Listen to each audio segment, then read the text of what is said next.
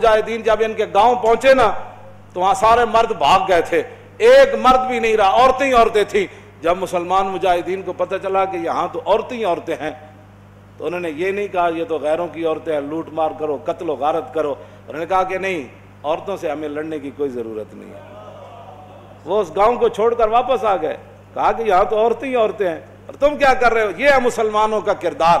اور جب حاتم طائی کی بیٹی ننگے سر حضور کے سامنے آئی تو پھر رسول اللہ نے ان سے قید ہو کر آئی اور فرمایا کیا چاہتی ہو؟ کہا جی میں نے آپ یہاں نہیں رہنا، مجھے میرے بھائی عدی بن حاتم شام دوڑ گیا ہے، آپ مجھے سواری دیں اور راستے کا خرچہ دیں، زیادہ راہ دیں تو مجھے آپ آزاد کر دیں۔ حضور نے فرمایا یہ بھائی ان کو سواری بھی دے دو، ان کو کپڑے بھی دے دو، ان کو زیادہ راہ بھی دے دو اور ان کو بحفاظت شام روانہ کر دو۔ جب وہ شام پہنچی نا، عدی بن حاتم، حاتم طائی کے بیٹا، ان کا بھائی نے کہا تھا میں نے حضور کا کلمہ نہیں پڑھنا، جو مرضی ہو جائے۔ جب وہ بہن بھائی کے پاس پہنچی تو پہنچنے کے بعد اس نے پوچھا تو کہاں سے آ رہی ہے؟ انہوں نے کہا میں تو رسول اللہ کے دربار سے آ رہی ہوں۔ انہوں نے کہا پھر کیا ہوا؟ انہوں نے کہا میں تو قید ہو گئی تھی۔ انہوں نے کہا پھر تجھے قتل نہیں؟ انہوں نے کہا قتل کی بات کرتا ہے تو قتل کی بات ہے؟ انہوں نے کہا تو نے کیسا ان کو پایا؟ انہوں نے کہا بھائی جان ایتھے سمجھ آنے والی گل نہیں۔ انہوں نے کہا میں تے نہیں مننا۔ انہوں نے کہا جلا ہویا ایک بار جا تے صحیح، تو ویکھ تے صحیح، تو آیا نہ درتے کیوں بد نصیبہ ہزاراں رنگاں وچ رنگیں دے محمد۔ بہن دے کہن ہوتے عدی بن حاتم کہندے میں تو تیز سواری رکھی ہوئی سی، میں تو نس آیا، میں حضور دا کلمہ نہیں پڑھنا۔ بہن کہن لگی ایک باری جا تے صحیح، اے دسن والی گل کوئی نہیں، ایک باری تو جا کے چہرہ انور ویکھ تے صحیح، خلق عظیم ویکھ تے صحیح، انہاں دی اخلاق تے عادات ویکھ تے صحیح جلیا۔ وہ کہندے میں اتھوں نسدا آیا، نسدیاں پھر میں جدو آیا تو میں نے پتہ چلیا حضور مسجد نبوی شریف تشریف فرماون۔ کہندے میں جدو جا کے حاضر ہویا تو حضور اٹھ کھڑے ہوئے میرے واسطے۔ انہاں مولویاں پیراں خود اخلاق کی وجہ پیش کیتے، میں تو انہوں یہ سچی گل کر رہا ارے نہ چونکہ خود نہیں اس راستے تے چلنا سی تے چونکہ ایسے تھے تو پھر چونکہ ایسے تھا تو پھر کیوں جی؟ اور جڑی عورت رو رہی سی کب اپنے عزیز دی قبر ہوتے، حضور قریب تو گزرے تو فرمایا اسبری، انہوں نہیں سی پتہ رسول اللہ فرما رہے ہیں، انہیں سر رکھے ہوا۔ غم چیز ہی ایسی ہوندی، اسے واسطے حضور نے فرمایا میرا امتی پناہ منگے، غم بندے نو تباہ کر کے رکھ دیندا۔ انہیں کہا مینو کہنے والے اسبری، جے تینوں یہ مصیبت پہنچی ہوندی تو تم مینو نہ کہندا ہے گا۔ میرے آقا نے یہ سنی گل تو حضور چل پے، اس عورت نے کوئی گل نہیں فرمائی۔ اس سے یہ بھی پتہ چلتا ہے کہ جب آدمی اگلا اس حالت میں ہو تو اس کو تبلیغ نہیں کرنی چاہیے، بس جو بات کر دی وہ کر دی، بات ختم ہو گئی۔ زبردستی کسی نے ڈھا کے منانا ہے، لبیک دا نعرہ جنہوں سمجھ نہیں آیا ہن تسی انہوں ڈھا کے کی منانا ہے؟ اور میں نے یہ دسو تسی جیڑا اے نہیں کہندا حضور میں بھی لبیک کا اتنا ہی مانا ہے، حضور میں بھی حاضر، میرے بچے بھی حاضر، میرا مال بھی حاضر، میری عزت بھی حاضر اور میرے ماں باپ بھی آپ کے لیے حاضر۔ اس سے زیادہ لبیک کا کوئی معنی نہیں ہے، اور تاجدار ختم نبوت کے نعرے کا اس سے زیادہ کوئی معنی نہیں کہ ساری دنیا تہ و بالا ہو جائے لیکن حضور کی ختم نبوت پر پیرا ہر صورت میں ہوگا، بس اس سے زیادہ تاجدار ختم نبوت کا ہاں جی اس سے زیادہ لوگ ان کو سیاسی نعرہ بنائے پھرتے ہیں، پیڑا اور تے پھکیاں اور امت اس نعرے پر کھڑی ہو گئی اور وہ نیچے اختلافات تھے امت ان کو بلا گئی، انہوں نے کہا بس بھائی لبیک۔ مسجد نبی شریف میں عرب بھی کہتے ہیں لبیک یا رسول، ہم عربی ہیں لیکن یہ نعرہ تو ہاں جی مصری بھی کہتے ہیں لبیک یا رسول۔ پورا عالم اسلام نہیں پوری دنیا کہہ رہی ہے اس وقت لبیک یا رسول اللہ، ہاں لبیک یا رسول اللہ۔ تو اس سے بڑا اللہ کا کیا کرم ہو سکتا ہے کہ امت اختلافات کو بھلا کر حضور کی غلامی کے لیے جمع ہو گئی۔ اور اقبال کہتا تھا میں کہتا تھا اقبال کی یہ خواب کب پورا ہوگا کہ اقبال کہتا تھا زان کے ملت را حیات از عشق اوست اور برگ و ساز کائنات از عشق اوست۔ اقبال کہتا تھا کہ ملت کی حیات، ملت کی ترقی، ملت کا عروج اور پوری دنیا پر اسلام کے غلبے کی ایک ہی وجہ ہے کہ امت حضور سے پیار کرے، حضور سے عشق کرے۔ تو میں کہتا یہ کیسے ہوگا؟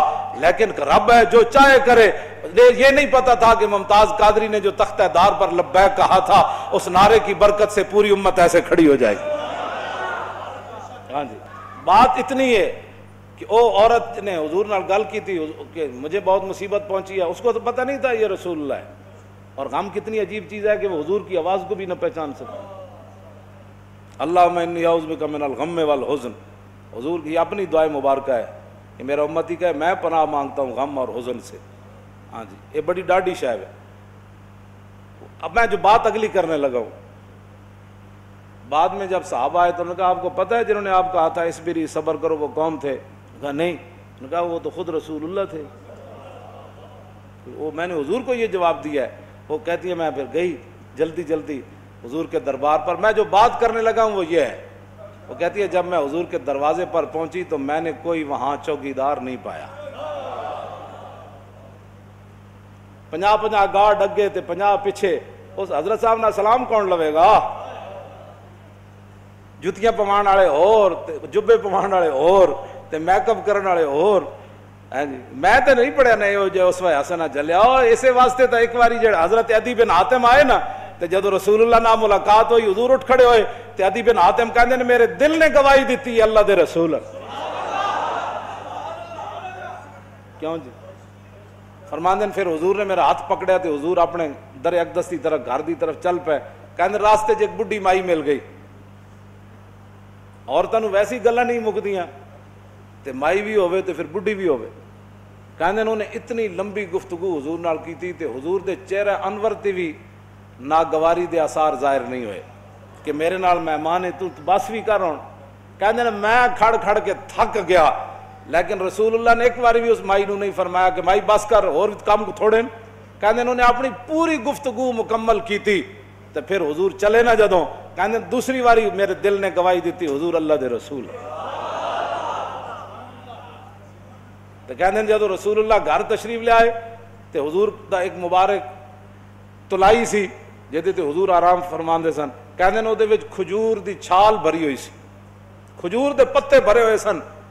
اس تے او بدن مبارک سوندے سن جنہاں دے بارے حضرت انس کہندے نے میں 10 سال خدمت کیتی حضور نال سلام لیا ہزاراں واری لیا حضور دے مبارک ہتھاں نوں بوسا دیتا چومیا. ما مسست خزن ولا حریرن ولا شیئن قط الین من کف رسول اللہ. نہ میں کوئی ریشم نو ہاتھ لایا نہ کائنات دا کوئی اور نرم کپڑا ہو جائے میرے ہاتھ چ آیا کہ حضور دے مبارک ہاتھ تو نرم ہاتھ ہوے. کیوں جی؟ حضور اس تلائی تے سوندے سن جے دے وچ روئی نہیں سی کھجور دی چھال بھری ہوئی سی. نہ انہاں کدی چھال ہوتے سونے نہ انہاں کدی بدر جانے نہ انہاں کدی جناب تلوار پکڑ کے خندق وچ پہرے دینے.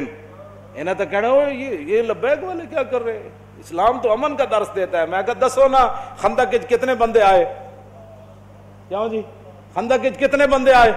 یہ دسو نا قوم لوگاں نو اذا جاءتکم جنود فارسلنا علیہم ریحا وجنودا لم تروها وکان اللہ بما تعملون بصیرا اذ جاءوکم من فوقکم ومن اسفل منکم وزاغت الابصار وبلغت القلوب الحناجر وتظنون باللہ الظنونا هنالک ابتلی المؤمنون وزلزلوا زلزالا شدیدا واذ یقول المنافقون والذین فی قلوبهم ما وعدنا اللہ ورسولہ ہاں فی قلوب مرض ما وعدنا اللہ ورسول اللہ غرورا. یہ تو منافق کا کام ہوتا ہے جب مشکل وقت او جی دیکھا گریک ٹاؤن ہو گیا اور میں کہا پھر کی ہویا. یہ تو منافق کا کام ہوتا ہے کہ جب مشکل حالات آئے تو کہ دیکھو جی جن کا وہ دیکھو جی اللہ رسول دے ساڑے نا ہاتھ میں ہاتھ کرنے دا معنی کر رہے ہیں لفظی معنی تو نہیں نہ بنتا. اللہ رسول نے تو ان کا لفظی معنی کیا بنتا ہے کہ انہوں نے کیا اللہ رسول کی طرف نسبت کر دی کہ ہمیں تو دھوکے سے دو چار کر دیا گیا. ہاں جی ہمارے ساتھ یہ دیکھو کیا بن گیا کہ جناب ہمیں تو وہ کہتے تھے ہمیں تو پیشاب کرنے کا جو خوف ہے کہ پیشاب کرنے جائیں گے بندہ مار دے گا. تو کیسر و کسرا کب فتح ہوں گے؟ یہاں مدینے میں تو پیشاب کرنے کی سہولت نہیں رہی. 25,000 کا لشکر. منافق کا کام ہی یہ ہوتا ہے کہ وہ جب صحابہ ادھر جو ہے وہ کیا کارنامے سر انجام اور منافق ان کا بھی رب نے قرآن میں بیان فرمایا کہ منافق کہنے لگے کہ ما وعدنا اللہ ورسولہ وَإِذْ قَالَتْ طَائِفَةٌ مِّنْهُمْ يَا أَهْلَ يَثْرِبَ لَا مُقَامَ لَكُمْ فَارْجِعُوا وَيَسْتَأْذِنُ فَرِيقٌ مِّنْهُمُ النَّبِيَّ يَقُولُونَ إِنَّ بُيُوتَنَا عَوْرَةٌ وَمَا هِيَ بِعَوْرَةٍ إِن يُرِيدُونَ إِلَّا فِرَارًا. کیوں جی یہ منظر بیان نہیں کیوں نہ چلو چلیے توبہ کرو تھے حال ہی کوئی نہیں 25,000 کا لشکر آ گیا آج تے بچی کسی دی نہیں ہونی. کہنے لگے حضور گھر لگے پیچھے گھر میں بندہ کوئی نہیں کی بڑھے گا. اللہ نے فرمایا میرے حبیب گھر تے کاشانہ اقدس جدو آپ گھروں چل کے آ گئے تے آپ دا پیچھے گھر کوئی نہیں. صدیق اکبر دا گھر کوئی نہیں فاروق اعظم دا گھر کوئی نہیں، عثمان غنی دا گھر کوئی نہیں، حیدر کرار دا گھر کوئی نہیں، انہاں دے گھر وکھرے آ گئے۔ میرے حبیب گھر لگے ہون دا مسئلہ نہیں، یریدون الا فرارا، اے تے چھا میدان چھڑ کے نسن لگے۔ سانو جی ہمارا لبیک سے تعلق نہیں ہے، مشکل ٹائم جو آ گیا، ہاں جی مشکل ٹائم، ہمارا لبیک سے تعلق نہیں، یہی تو بات ہے۔ لیکن قرآن، اقبال کہتا اگر درس قرآن ہم نے بلایا ہوتا، یہ زمانہ نہ زمانے نے دکھایا ہوتا۔ یہ منافقت کے کام ہوتے ہیں مشکل کے وقت۔ انہیں دسے ہی نہیں کہ رسول اللہ غزوہ خندق دے موقع تے خود تلوار پکڑ کے کیویں کھڑے ہو۔ جب 25,000 دا لشکر خندق دے کنارے آ گیا، عمر بن عبد الود گھوڑا چناب چھال مرائی تے ادھر آ گیا، تے 25,000 دا لشکر اتنے آ گیا تے سارے چاندے سن کے گھوڑے سمیت ادھر آ جان۔ اس وقت میرے آقا و مولا پھر خود تلوار پکڑ کے کھڑے ہو گئے، اور حضور کو اللہ نے دبدبا کتنا دیا، کانہ و فرد فی جلالتہ فی عسکر حین تلقاہ وفی حشم لہ ہمم لا منتہا لکبائرہا وہمتہ الصغریٰ جل من الدہر۔